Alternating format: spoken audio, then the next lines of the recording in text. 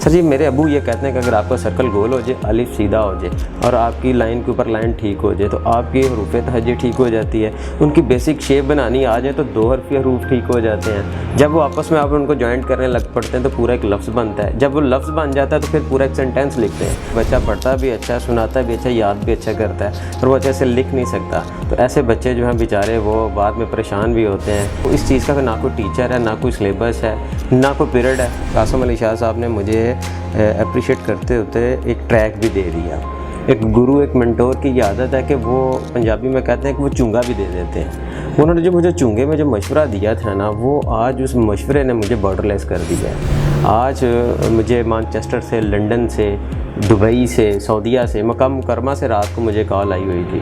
तो उसमें मतलब ये कि ये अगर वो गुरु ने, मेंटोर ने, मुझे उस टीचर ने मुझे वो मशवरा ना दिया होता तो आज ये किताब नहीं थी बननी। और उनके वो मुझे अल्फाज नहीं भूलते। वो मुझे कहते थे कि तू मेरे मरे हुए फ़न को ज़िंदा करने लगा है।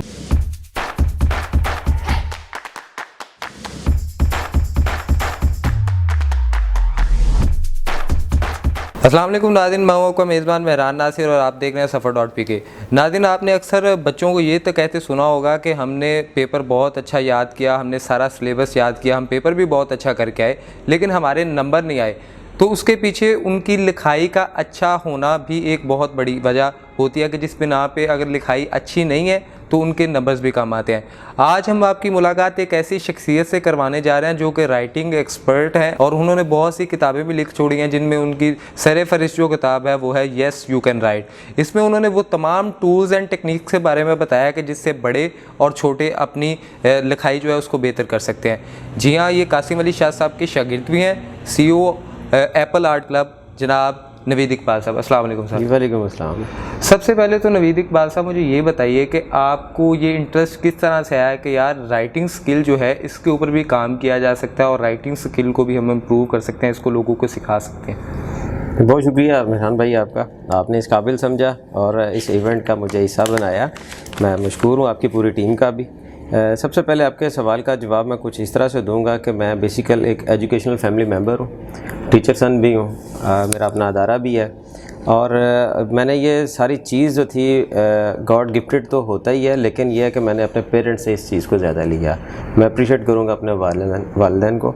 और ये जो राइटिंग स्किल है इस पे फोकस करवाया गया था मेरे वालिद गिरामी ने, चूँकि हमारा जो बेसिक जो हमारा काम है, मेरे जो बड़े करते आ रहे हैं, उनका प्रिंटिंग का वो काम था। तो एक वक्त था कि तब लोग इन दिनों में ना वो किताबत का एक ट्रेंड होता था, वो किताबत करते थे और वो मतलब कोई इश्तिहार बनाना, कोई विज़िटिंग कार्ड बनाना, कोई शादी कार्ड बनाना। मोस्टली जो महफ़िल नात और महफ़िल क़िरात के जो इवेंट थे वो इश्तिहार की शक्ल में लिखा करते थे। और मुझे मेरे बड़े भाई अल्लाह गरीक रहमत करे जवेद साहब थे, उन्होंने मुझे लाहौर से उर्दू बाज़ार से ना एक मास्टर इंक मिला करती थी, वो ला के दे देनी, कुछ निब और कुछ होल्डर ला के देने। निब के भी कुछ पॉइंट्स होते थे, मतलब बारीक, उससे बारीक मोटा, मतलब इस तरह की वो कंडीशंस होती थी उनकी। तो वो मुझे जब ला के देना उन्होंने और फिर मैंने उस पर प्रैक्टिस किया करनी, प्रैक्टिकल करते करते फिर वो इंटरेस्ट बढ़ता गया। वो मुझे शाबाश, वेल डन, एक्सीलेंट, वो जो 3 वर्ड थे मेरे लिए, वो मुझे थकी एक मिलती रही और एक मुझे एक धक्का लगता रहा और मैं प्रमोट होता रहा। वो शाबाश ने मुझे फिर यहाँ तक मुझे वो लेके आई। अच्छा सर, मुझे ये बताइए राइटिंग स्किल की कितनी ज़्यादा अहमियत है और इसको किस तरह से बेहतर किया जा सकता है? सर, अहमियत इसकी ये है कि मैं तो इसको, जैसे मैं अपनी लाइफ का एक्सपोजर शेयर करूँगा कि अगर आपके पास स्टडी का लेवल बहुत अच्छा जा रहा है, आप पढ़ भी अच्छा रहे हैं, मार्क्स नहीं अच्छे मिलते, जैसे आपने जो आपने डेमो दिया है, आपने जो फर्स्ट आपकी जो एक मेरा इंट्रो था आपका, तो उसमें आपने खुद ही मतलब मेरे सवाल का जवाब आपने पहले शेयर कर दिया कि बच्चा पढ़ता भी अच्छा, सुनाता भी अच्छा, याद भी अच्छा करता है, और वो अच्छे से लिख नहीं सकता। तो ऐसे बच्चे जो हैं बेचारे वो बाद में परेशान भी होते हैं और उनका असल जो फार्मूला होता है उसको राइटिंग को मतलब प्रमोट करना या राइटिंग को सीख के आगे आना, वो इस चीज़ का ना कोई टीचर है, ना कोई सिलेबस है, ना कोई पीरियड है, लेकिन यह कि जितनी भी ये सारी चीज़ें सारे इससे मुंसलिक हैं। बच्चा अगर पढ़ता है तो उसने प्रेजेंट करना है तो वो राइटिंग बेस पे करना है। अगर उसको ये टूल्स टेक्निक्स आ जाए तो मेरा ख्याल है कि हर पेपर में से 3 भी नंबर ले और 8 सब्जेक्ट हों, 8 3 24 बन जाते हैं। 24 मार्क्स अगर एक बच्चे के एक्स्ट्रा आ जाएँ तो मेरा ख्याल है कि वो बड़ा अच्छा जो है ना वो रोल प्ले कर सकता है। अब तो पोजीशन तो फिर भी एक नंबर से भी जो है ना वो जंप ले जाता है। अच्छा, ये बताइएगा कि ये जो आपने किताब लिखी है येस यू कैन राइट, इस किताब के लिखने का इरादा कब किया और इस किताब में ऐसी कौन सी टूल्स एंड टेक्निक्स हैं कि जिनसे हम अपनी लिखाई को बेहतर कर सकते हैं? सर, इसका जो पहले आपका सवाल जो है उसका ये है कि ये मेरे अंदर तहरीक कैसे पैदा हुई। 2019 में अक्टूबर की 12 तारीख थी, मुझे अभी तक याद है। और कासिम अली शाह साहब के जो बड़े साहबजादे हैं मोहसिन भाई, तो उनके साथ ना सर जी ने मेरा एक क्लास मेरी अरेंज की और वो तकरीबन मेरा कोई वो पौने घंटे का वो मेरा सेशन था। और शाह जी ने जब वो मुझे क्लास दी तो मुझे कहते थे कि ये कितनी देर आपका सेशन चलेगा। मैंने कहा सर तकरीबन पौना घंटा। और वो ठीक जब पौने घंटे 45 मिनट के बाद जब वो मेरे क्लासरूम में इंटर हुए हैं तो उन्होंने आते ही अपने बच्चे का जब वो फीडबैक देखा तो वो बड़े इंस्पायर हुए और देख के वाओ एक्सीलेंट कह रहे थे। और उसके बाद जब वो हम लोग चाय पे बैठे हैं, खाने पे बैठे हैं, तो कासिम अली शाह साहब ने मुझे अप्रिशिएट करते होते एक ट्रैक भी दे दिया।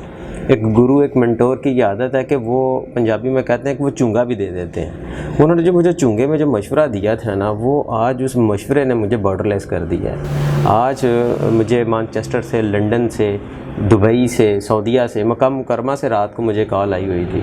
तो उसमें मतलब ये है कि ये अगर वो गुरु ने, मेंटोर ने, मुझे उस टीचर ने मुझे वो मशवरा ना दिया होता तो आज ये किताब नहीं थी बननी।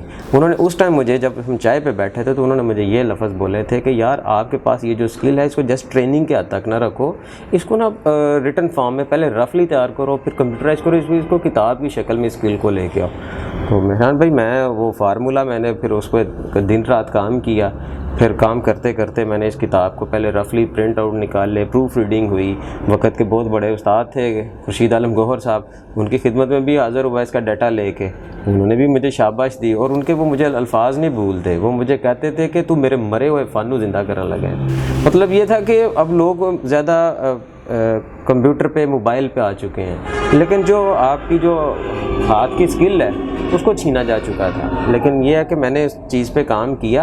अब जिस चीज़ की मतलब जिस आदमी को या बच्चे को इस चीज़ की ज़रूरत होती है वो मेरे साथ खुद रब्ता करता है और आज अल्हम्दुलिल्लाह बॉर्डरलेस हो गया हूँ मैं। अच्छा सर, इसमें क्या ऐसा फार्मूला है, कोई बेसिक टिप जो आप शेयर करना चाहेंगे? अगर इस पे काम किया जाए तो आपकी लिखाई में ज़्यादा निखार पैदा हो सकता है, अगर ये काम कर लिया जाए तो आपकी लिखाई ज़्यादा बेहतर हो सकती है? सर जी, बड़ा आसान है, मुश्किल चीज़ कोई नहीं थी। मैंने ये 6-7 माह लगा के इस चीज़ को मैंने सीखा था।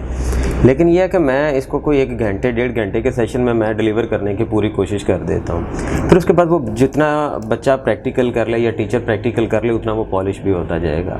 तो मैं इस चीज़ को सिखाते सिखाते अगले को सिखाने वाला भी मैं बना देता हूँ। सिर्फ सर आपके अंदर एक कॉन्फिडेंस होना चाहिए, एक आपकी पर्सनैलिटी अच्छी होनी चाहिए, एक आपको बातचीत करने का कम्युनिकेशन स्किल होनी चाहिए।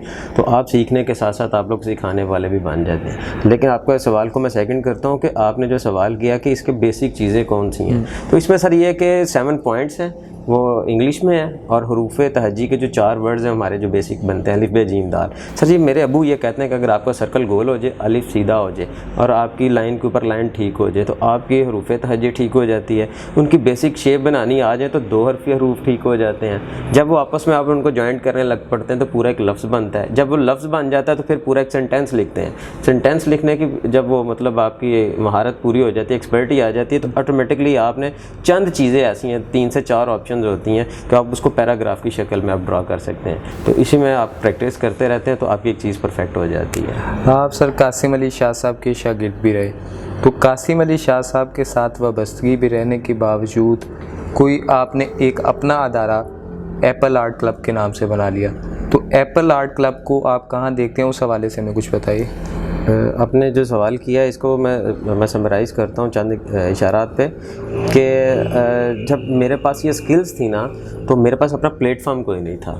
तो देखें, जब आप किसी पंजाबी में लड़ लग जाते हैं ना, किसी का बाजू पकड़ लेते हैं या पल्लू पकड़ लेते हैं, तो वो आपको जिस मतलब जगह पे देखता है ना, वो आपका उस्ताद हो, वो आपका पीर हो, आपका पेरेंट हो, कोई भी हो, तो वो आपको फ़ायदे वाली बात ही करता है। तो उसमें यह था कि कासिम अली शाह साहब के साथ ये मेरी कोऑर्डिनेशन रही, इस हवाले से वक्तन फ़वक्तन मैं इनसे मुशावरत करता रहा, और फिर उन्होंने मुझे ये एक प्लेटफॉर्म बनाने का एक जो था मुझे एक मशवरा दिया, और उसमें मैंने 2017 में इस अदारे की बुनियाद रखी, और मुझे नहीं था पता कि ये अदारा पूरे पाकिस्तान में फैलेगा।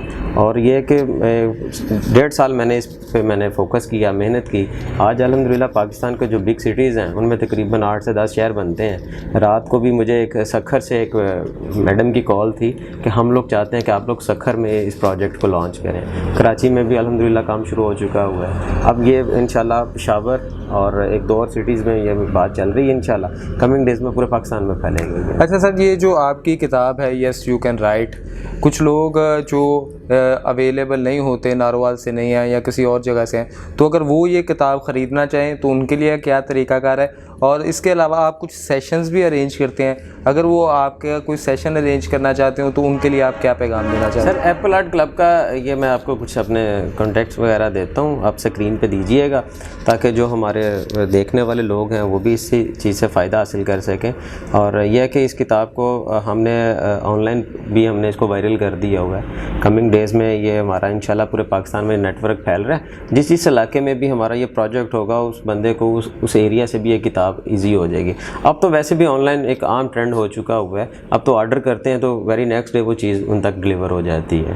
बाकी रह गई सेशन की बात, जो अदारे इन चीज़ों की कमी महसूस करते हैं कि हमारे पास बच्चे का मतलब बड़ा अच्छा फीडबैक आता है लेकिन वो राइटिंग बेस पे मार्क्स कम लेते हैं, तो उसमें यह है कि हमारा अदारा उनको ये सर्विसेज देने के लिए हाजिर है। आप उन वालिदैन के लिए कोई पैगाम देना चाहेंगे जो इस चीज़ से बड़ा मायूस होते हैं कि यार हमारे बच्चे की लिखाई बहुत बुरी है, तो इसको किस तरह से बेहतर किया जा सकता है? उन वालिदैन के लिए अगर आप कोई पैगाम देना चाहें तो? वालिदैन के लिए मेरा सिर्फ इतना सा मैसेज है कि ये एक low cost and no cost material पे मैंने काम किया है, सस्ती सी किताब है, और आप ये बच्चों को एक दफ़ा, ये वन टाइम की इन्वेस्टमेंट है। मैं ये कहता होता हूँ ये गाइड की गाइड है, किताब की किताब है, स्किल की स्किल है। तो ये कि आप ये वन टाइम इन्वेस्टमेंट करके देखें, हम लोग बीमारी आ जाए, कोई खुशी आ जाए, कोई गमी आ जाए, हम लाखों रुपये लगाने के लिए रेडी हो जाते हैं। तो ये थोड़ी सी अमाउंट के अंदर अगर ये किताब बच्चे की लाइफ में अगर एंट्री ले ले तो मेरा नहीं ख्याल कि ये कोई घाटे वाला सौदा है। मेरा तो उनको यही मशवरा है कि आप लोग उनको ये किताब ज़रूर दें, ताकि ये पेरेंट भी इस पर प्रैक्टिस कर सकते हैं, और ज़ाहिर बात जब बाप को या माँ को आती होगी तो वो पूरी नस्ल को भी सिखाने वाली बन जाएगी। बहुत शुक्रिया नवीद साहब आपके टाइम का। नाज़रीन, अगर आप भी अपनी लिखाई को बेहतर करना चाहते हैं और उस पर ज़्यादा बेहतर तरीके से काम करना चाहते हैं तो आप नवीद इकबाल साहब की ये जो किताब है यस यू कैन राइट, और इसके अलावा इनका इदारा जो है एप्पल आर्ट क्लब, उस पर विज़िट कर सकते हैं, और ये उसमें आपको इस जो मुश्किल है उसको हल करने में काफ़ी ज़्यादा मददगार साबित होंगे। अपने मेज़बान मेहरान नासिर को दीजिए इजाज़त, दुआओं में याद रखिएगा। अल्लाह हाफ़िज़।